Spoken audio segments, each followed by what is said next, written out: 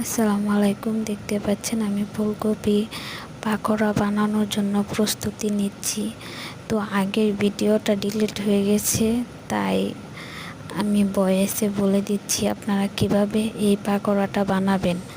প্রথমে ফুলকপিগুলো কাটার পরে পানিতে লবণ দিয়ে ফুলকপিগুলো ভিজিয়ে রাখবেন 1 ঘন্টার মতো।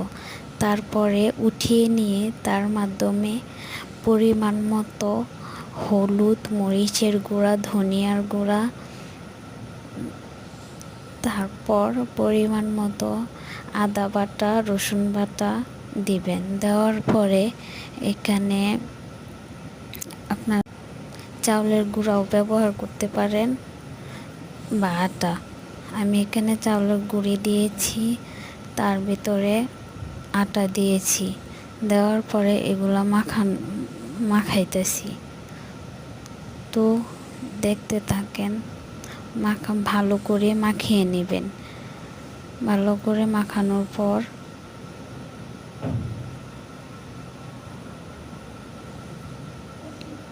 তো দেখতেছেন এখানে আমি ভালোভাবে চাউলের গুঁড়ি এবং আটা একসাথে মিশিয়ে নিচ্ছি।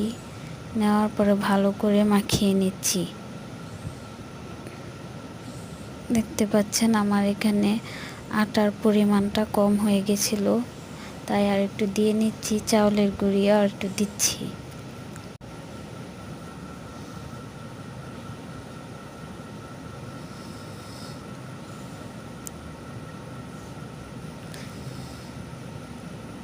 পাকোড়া ভাজার পরের পার্ট দেখবেন